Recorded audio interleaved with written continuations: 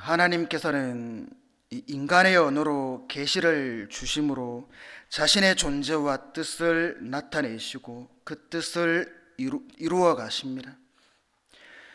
구약 시대에 하나님께서 자신의 계시를 인간에게 주실 때 특별히 사용했던 사람이 바로 선지자의 직분을 받은 자들이었습니다.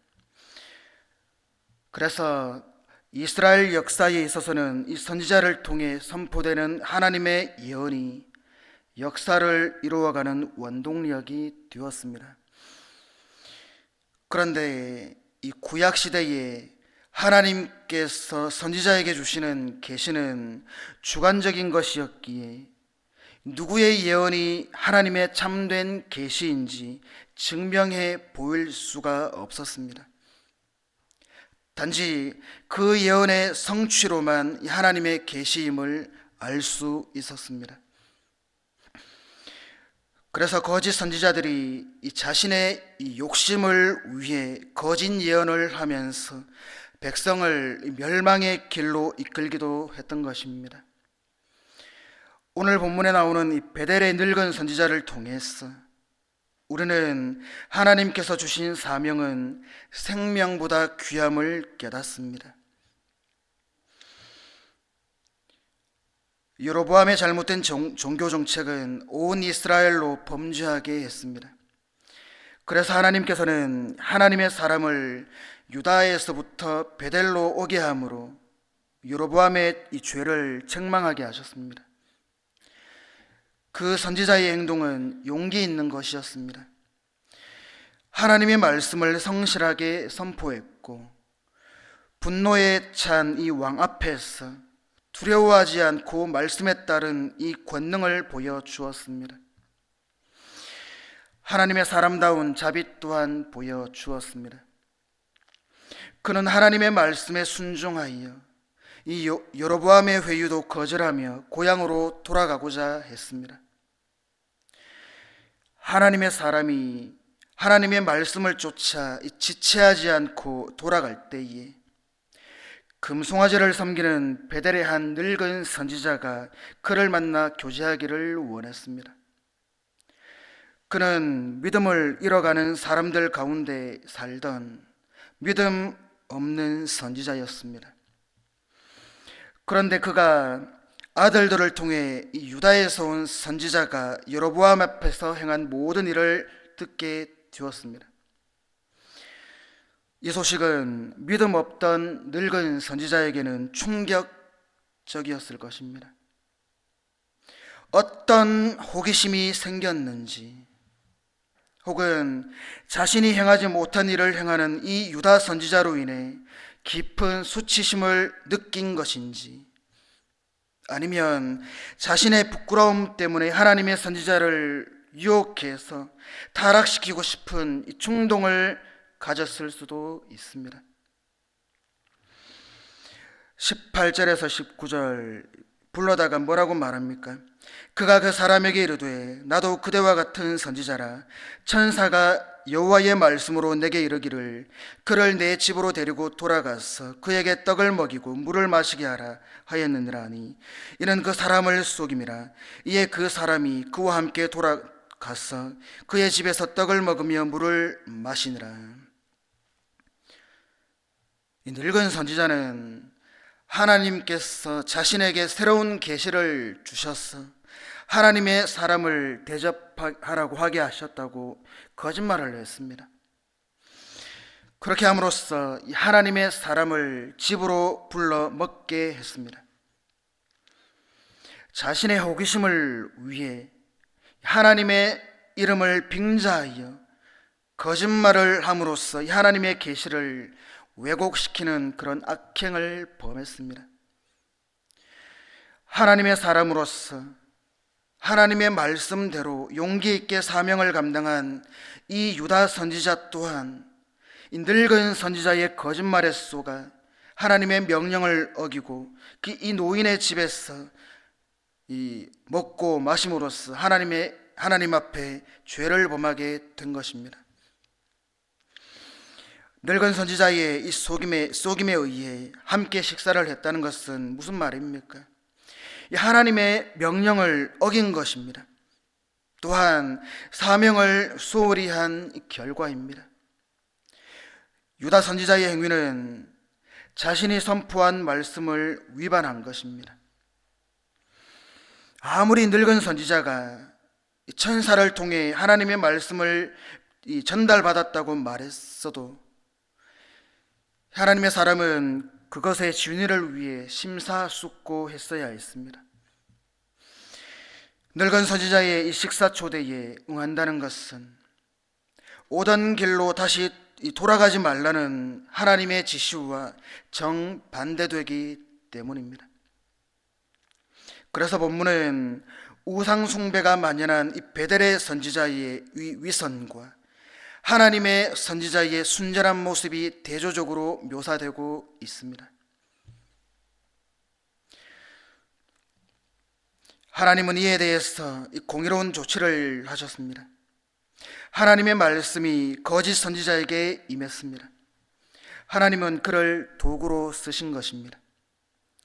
막중한 사명을 맡은 유다의 선지자였기 때문에 하나님은 자신의 의도를 분명히 하셨습니다.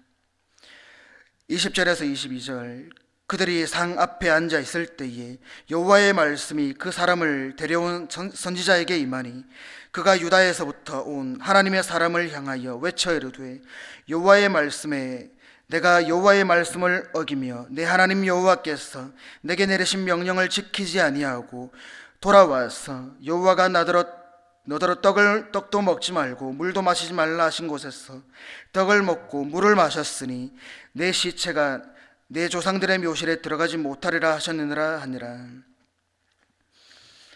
늙은 선지자든 유다의 선지자든 모두 이스라엘의 백성이면서 선지자로서 같은 직분을 가진 형제입니다. 그래서 하나님은 가장 가까이 있는 형제를 통해서 말씀하셨습니다. 그것도 죽음의 내용을 포함한 엄격한 말씀이었습니다. 가족의 무덤에 묻히지 못한다는 것은 타지에서 객사한다는 것을 의미합니다. 그리고 이스라엘 사람들은 열조의 묘실에 묻히는 것을 영광스럽게 생각합니다. 그러므로 이 선조의 무덤에 묻히지 못하게 된 유다의 이 선지자에게는 대단히 불행한 예언인 것입니다. 늙은 선지자에게 임한 하나님의 말씀은 유다의 선지자가 하나님께로부터 들은 이 말씀과 똑같습니다. 즉 하나님의 말씀은 하나님이 불변하신 것이며 변하지 않는 것입니다. 그래서 하나님은 유다의 선지자에게 그의 사명을 마치는 곳이 유다 땅이어야 한다고 분명히 말씀하셨습니다. 유다에서 베델까지 갔기에 유다로 다시 돌아와야 했습니다. 유다로 다시 돌아올 때까지는 하나님이 지시하신 명령은 결코 변치 않습니다.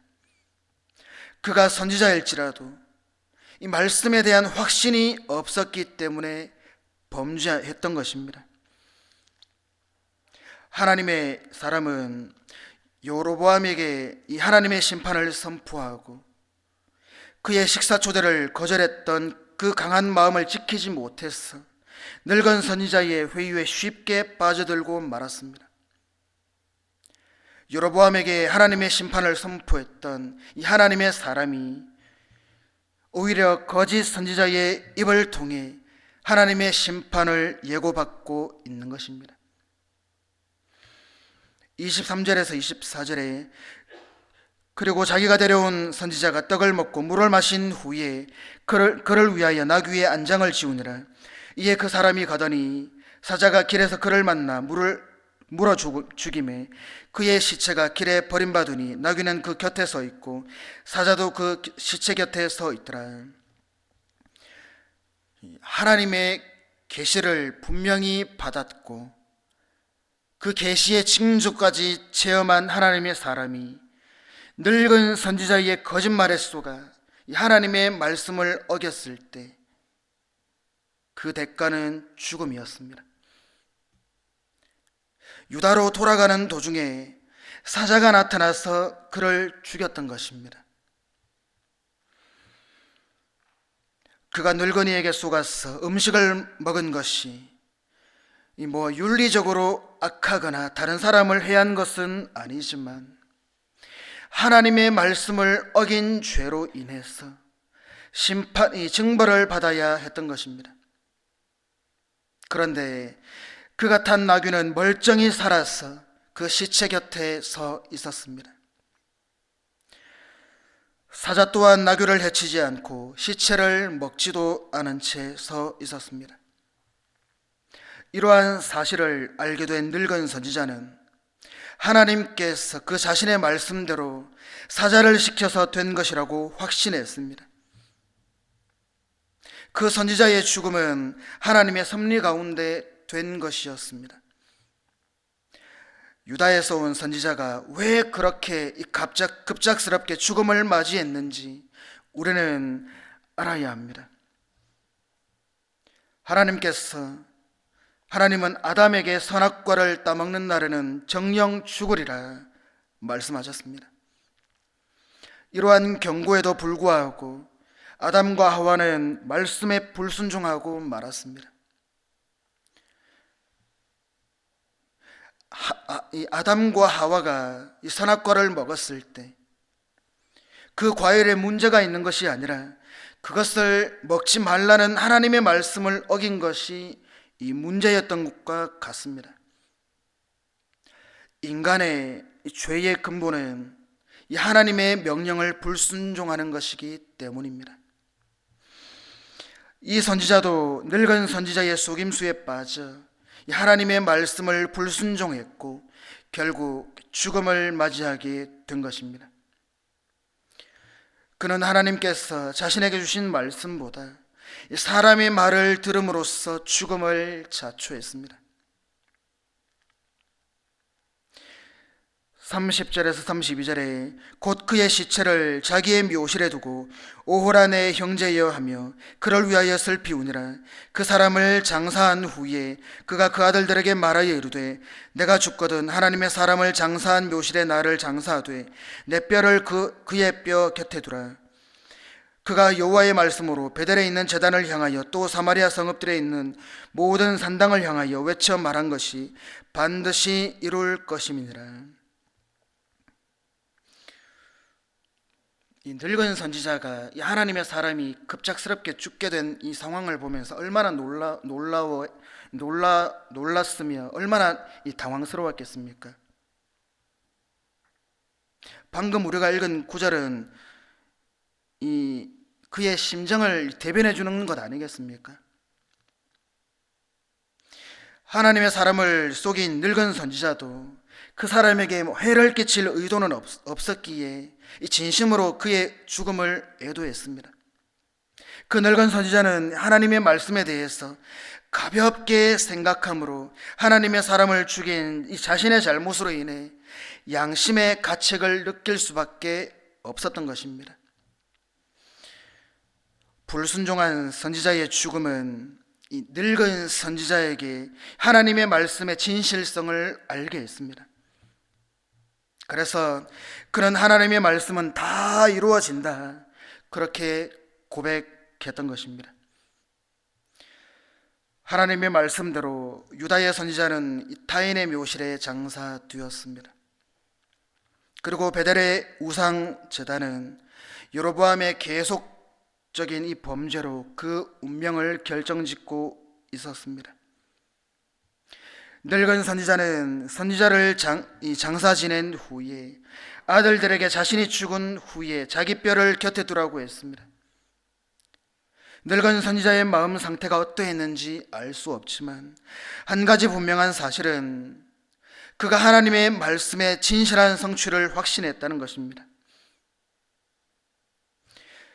늙은 선지자는 영적으로 늙은 성도였습니다. 영적 상태가 심히 침체된 선지자로서 참 선지자를 혼미케 하여서 속일 만큼 그는 성령이 충만치 못한 자였던 것입니다.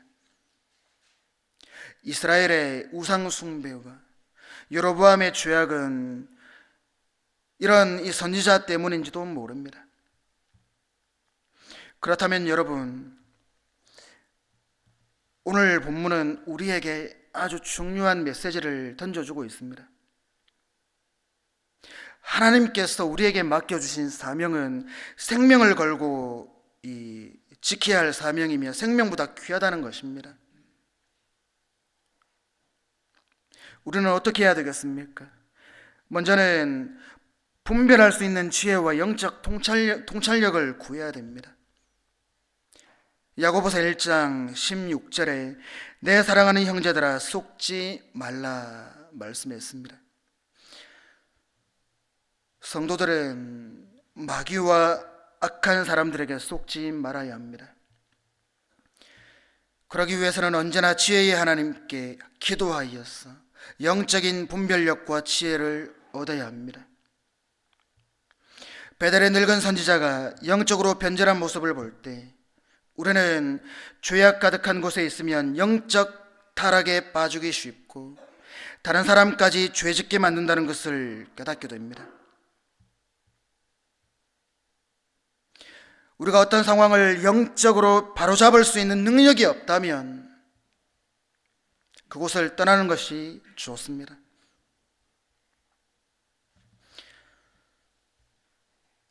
지난번 말씀 전할 때도 제가 말씀드렸는데 오늘날 미디어가 너무 발달을 해서 누구나가 유튜브를 통해서 말씀을 들을 수 있습니다.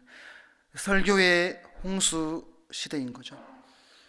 그러나 많은 이 목사님들이 설교를 하시지만 대부분 건강한 이 목회를 하십니다.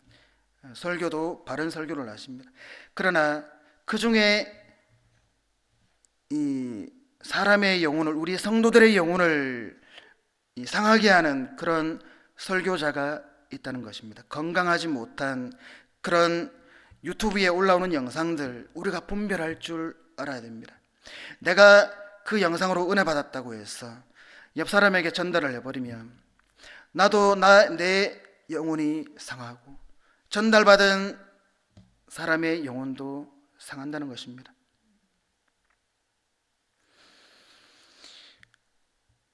영적으로 타락한 사람은 다른 사람도 잘못된 행동을 하도록 부추깁니다. 영적 타락에는 전념성이 있습니다. 그렇게 우리는 자신도 모르는 사이에 죄악의 환경에 있으면서 신앙이 죽어가고 있지 않은지 잘 살펴보아야 합니다. 나에게 하나님이 주신 소명이 분명하고 상황을 변화시킬 수 있는 힘이 충분히 있다면 담대하게 그 변화를 이끌어 가야 합니다. 반면에 믿음이 아직 약하고 영적으로 준비되지 않았다면 감당할 수 없는 죄의 자리에 머물지 말고 떠나야 합니다. 지금 내가 서 있는 곳에 계속 머물러야 할지 떠나야 할지를 분별할 수 있는 지혜를 구해야 합니다. 내가 영적으로 쓰러지고 타락할 때 주변 사람들도 나로 인해 나쁜 영향을 받게 된다는 것을 기억해야 합니다.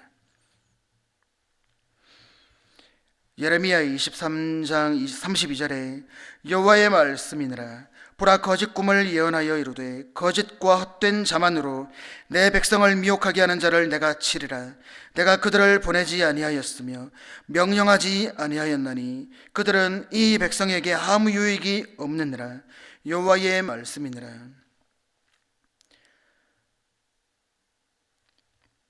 영적으로 이 유혹의 위험에 빠뜨리려는 이 사람의 정체를 파악할 수 있는 그런 영적 통찰력을 우리는 구해야 합니다. 오늘날에도 성경 이외에 새로운 계시를 받았다고 그렇게 주장함으로써 사람들을 미혹하는 자들이 있습니다.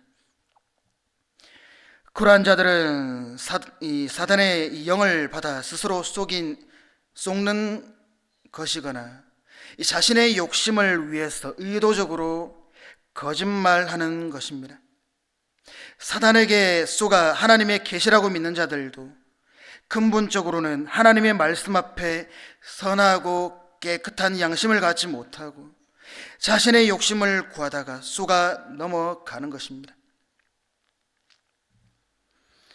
이러한 자신의 생각을 가르치려는 사람을 멀리해야 합니다. 그들의 주장이 우리의 영혼을 파괴할 수 있고 우리를 이단에 빠지게 할 수 있다는 것을 명심해야 합니다. 확인되지 않은 교파와 또 단체에 속한 사람을 만났다면 교회 목회자를 통해서 그들이 올바른 신학과 신앙을 가졌는지 확인해 볼 필요가 있습니다. 여러분, 성경은 기록된 말씀 이외에 어떠한 객관적인 계시도 없음을 증거하고 있습니다. 그러므로 성도는 성경 이외에 어떠한 계시라고 주장되는 것에도 미혹을 받을 필요가 없습니다. 오늘날에는 이 성경을 해석함에 있어서 그 뜻을 왜곡시킴으로써 사람들을 미혹하는 자들도 많이 있습니다.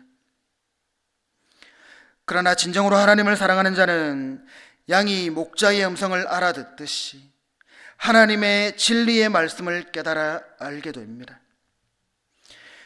하나님의 말씀에 대한 바른 지식과 또 성령의 지혜로 무장함으로 거짓 교훈에 요동하지 않고 진리 가운데 굳게 서 있는 여러분 되시기를 바랍니다. 두 번째로, 우리는 하나님의 말씀을 가볍게 여기지 말아야 합니다. 하나님의 사람이 하나님의 말씀대로 죽은 것을 통해 우리는 중요한 교훈을 얻습니다. 바로 하나님의 말씀은 반드시 이루어지며 우리는 말씀을 이루시는 하나님을 두려워할 줄 알아야 한다는 것입니다.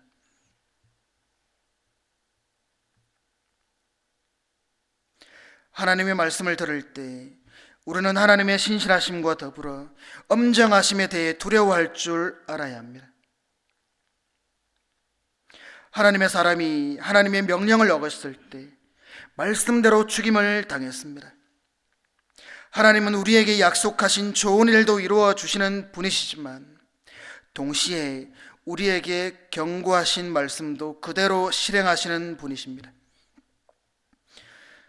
요한계시록 22장 18절에서 19절에 내가 이 두루마리의 예언의 말씀을 듣는 모든 사람에게 증언하노니 만일 누구든지 이것들 외에 더하면 하나님이 이 두루마리에 기록된 재앙들을 그에게 더하실 것이요 만일 누구든지 이 두루마리의 예언의 말씀에서 제하여 버리면 하나님이 이 두루마리에 기록된 생명나무와 및 거룩한 성의 참여함을 제하여 버리시리라. 하나님께서는 이 말씀을 왜곡시켜 사람들을 미혹한 자를 심판하시지만 그 유혹에 넘어간 어리석은 자에 대해서도 심판을 내리십니다. 그것은 하나님의 말씀을 절대적으로 신뢰하지 않고 자신의 생각으로 타협했기 때문입니다.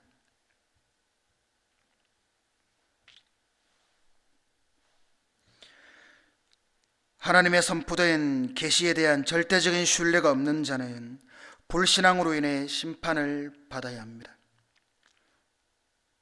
그래서 성경은 하나님의 선포된 예언을 가감하는 자에 대한 이 심판을 경고하고 있습니다. 그러므로 성도는 말씀을 왜곡하여 멸망에 빠지게 하려는 이 사단의 괴계를 깨닫고 진리의 말씀으로 무장하여서 사단의 괴계를 물리쳐야 합니다. 사단의 괴계를 무너뜨리려는 무너뜨리는 최고의 무기는 다른 것 없습니다. 성령의 검인 말씀밖에 없는 것입니다. 그렇게 하나님이 우리에게 말씀하신 것을 가볍게 여기면 안 됩니다. 개인 묵상과 예배를 통해서 하나님이 우리에게 말씀하실 때 그것을 가슴 깊이 간직하며 순종해야 합니다. 하나님이 지금 내게 귀한 약속을 주신다면 그것을 이루어 주실 하나님의 이 신실하심을 믿고 찬양과 감사를 드려야 합니다. 하나님이 나의 잘못된 부분을 말씀하고 계신다면 회개하며 그 부분을 고쳐야 합니다. 우리의 부족함과 죄 때문에 주변 사람에게 피해를 주는 상황이 벌어졌다면 나 자신의 잘못을 정직하게 인정해야 합니다. 진심으로 사과하고 용서를 구하는 성숙한 신앙인이 되어야 합니다. 무엇보다 한국 교회가 이 세상의 빛과 소금이 되지 못해서 지금 겪고 있는 심각한 영적 위기를 자각할 수 있도록 우리는 기도해야 합니다. 교회를 향한 하나님의 경고 말씀을 가볍게 여기지 않고 두려워하며 마음에 새겨 바르게 교회를 세워나가는 여러분 되시기를 바랍니다. 말씀을 정리합니다. 하나님의 계시된 말씀이 우리 신앙의 근거를 이룹니다. 따라서 말씀에 대한 바른 인식을 우리가 소유하지 못하면 멸망의 길로 빠지기 쉽습니다. 우리는 오늘 본문을 통해 하나님의 말씀이 얼마나 중요한지 깨닫습니다. 여러분, 우리에게는 생명을 걸고 지켜야 할 사명이 있습니다. 그러기 위해서는 분별할 수 있는 지혜와 영적 통찰력을 구함으로 거짓 교훈에 요동하지 않고 진리 가운데 굳게 서 있어야 합니다. 하나님의 경고 말씀을 가볍게 여기지 않고 두려워하면서 마음에 새겨 바르게 교회를 세워 나가야 합니다. 오늘 본문에 해당하는 이 실제적인 예를 제가 들고 싶지만 시간 관계상 제가 말씀을 드리지 못하고 마치는데, 저는 지금까지 이렇게 사역을 하면서 많은 목사님, 목회자들도 그렇고 넘어지는 것들을 많이 봤습니다. 제가 오늘 이 본문을 준비하면서 이 하나님의 말씀이 나에게 하는 저에게 하는 말씀, 강하게 저의 마음을 울렸습니다. 하나님이 소명을 주셔서 제가 지금 이 자리에서 말씀을 선포하고 있는데,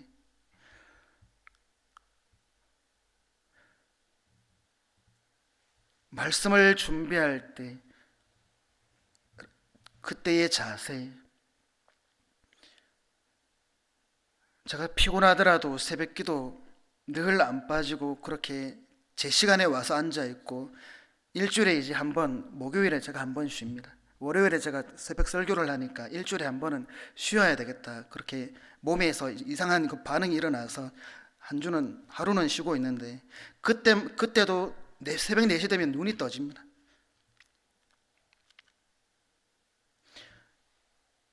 이 말씀을 준비하면서 강하게 저의 마음을 때렸습니다. 여러분, 예수 그리스도 십자가 피의 복음 언약 안에 인생을 걸고 살아가시기를 바랍니다. 욕심으로 거짓 교훈에 미혹되지 말고 오직 하나님의 말씀만을 사랑하고 지켜 행함으로 구원과 승리의 복을 받아 누리는 여러분 되시기를 주님의 이름으로 축원드립니다.